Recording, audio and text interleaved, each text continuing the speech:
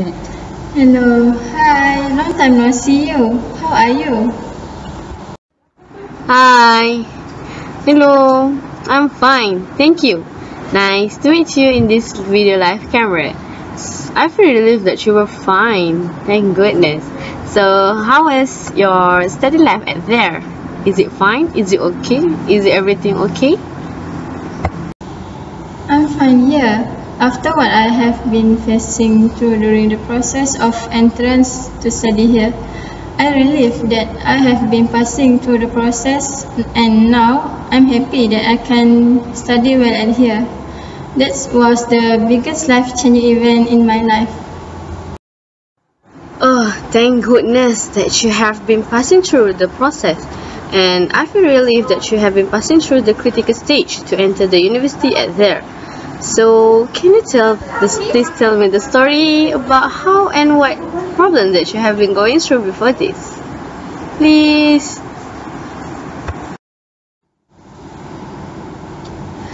Alright, no problem. At first, when I received my first offer letter to university to continue my degree program in business administration, I feel so excited because my dream came true. Then, when I tell this exciting story to my parents, their expression was different from mine. They smiled, but their face was full of worry and stress. So I asked them, can I continue my studies at here? Then they answered simultaneously without doubt. We don't have any money to let you study there. How come you can study if you don't have any money?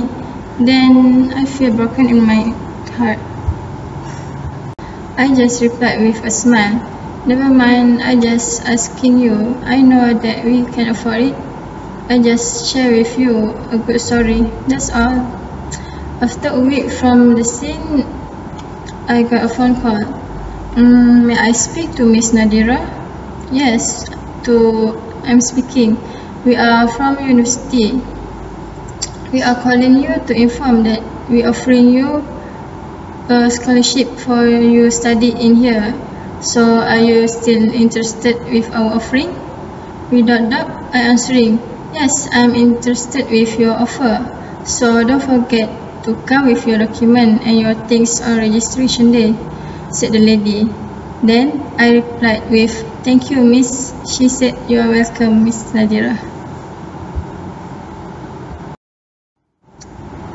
So now I'm here, study at university happily, and there was the biggest changing event in my life. How about you, Kina? What's your biggest life-changing event that happened in your life?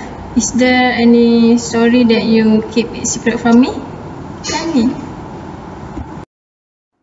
How did you know? It's true that I keep this story from you. Actually, my parents have been divorced for a long time ago, but luckily they get back again and live happily ever after. That was the biggest life-changing event that I faced during my lifetime. Okay. How could you keep this secret from me? Thank goodness that you already passed this stage. So, how were you and your parents facing this stage? Well, it happens when I'm age 10 years old, I think.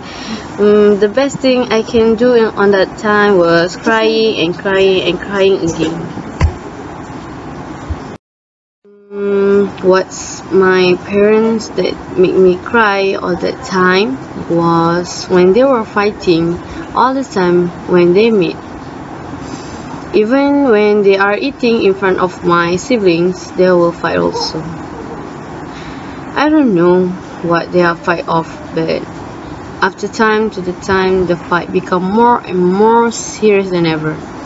My mom doesn't want to take care of us at all and doesn't miss at all. At that time, I was thinking, why only my family being miserable?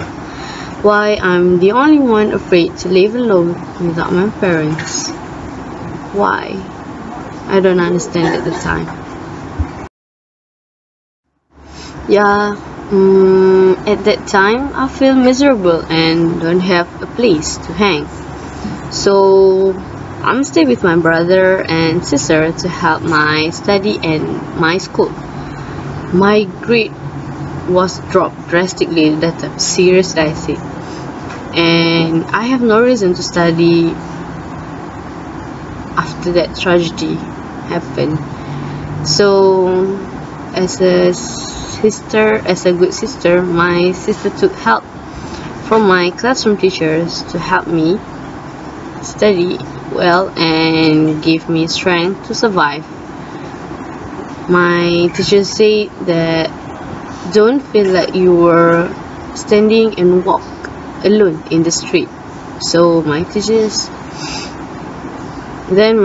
say that if you feel like that, take a look at your behind and look who supports you and who always at your back. With that words, it made me think deeply. Why I want something that already broken to become apart again? Why I want something that can be happen to be a flower again? Like something like the petals already tore from the stem to become a flower again. So during that life-changing event that time, I decided to stay alone and walk straight, and I don't want to have a negative thought from the community. And now I'm already survived and get through the stage well. Thank God. Even it already years past, that worst situation always reminds me and give me strength to not to let that things happen again. Hopefully. You are such tough girl. If I in your place, I don't know what worse will happen. I think I will never survive, perhaps. Yes, it's true that everyone has their own reason to survive. So same goes to you. Everyone wants a good life, so you should make it better. Thank you for your advice. I think everyone have their own life-changing event, but with different colors. The event always make us more matured and have a better life. Yeah, it's true. By the way, do you know Tan Sri Tony Fernandez, the founder of AirAsia? Tan Sri Tony Fernandez, yes, I know him. But why are you asking about him? Actually, Tan Sri Tony Fernandez also faced a life-changing event during his life. Oh, really? How? Let's take a look at this video. Tony Fernandez is the founder of AirAsia and AirAsia X, two airlines based in Malaysia offering flights across the whole of Asia as well as to Europe and Australia. Starting an airline has been a lifelong dream for Tony Fernandez. The idea came to him when he was at boarding school at Epsom College in England. How on earth did you get into this? Because you were in the music business to start off with. Well, I had the idea actually, you know, I don't tell the story very often, but I had the idea initially when I was sent to Epsom. And At school? At school. And I remember calling up my mother and saying, can I come home for half term? And she said, I'm afraid it's too expensive. And within that few seconds, I thought, wouldn't it be good to have a long-haul low-cost airline? And of course, AirAsia initially wasn't. But my first ever flight on AirAsia X, I refused to do the launch to Australia and China, and everyone thought it was a bit odd. But I wanted my first flight to be London, Kuala Lumpur.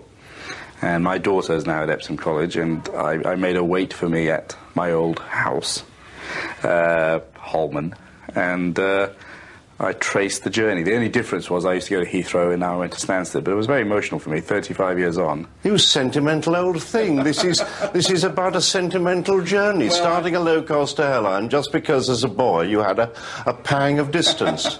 Well, no, that was obviously crystallized in my thought, remained in my thought, when the music business failed to embrace the internet. I thought it was, game, set, match for the industry, and I quit, not knowing what I was going to do. And I went up to Luton Airport, saw people flying to Barcelona for £9 and Paris. At that moment, I said, I'm going to do this. And you made yourself filthy rich in the music business, had you? You had enough to start an airline? Not really. No, not really. It wasn't filthy rich. I started AirAsia with a princely sum of £250,000. But we were committed, and we said, a simple marketing theory, if you could make the cost of travel half of what it is, there's a huge, enormous untapped market. Wow, it's a nice story to share. I hope it will be inspired to the young generation to face their own problems and make it better way. By the way, I think it's already late, and even it's dark here. So tomorrow I have a class on 8 AM, so I have to wake up early.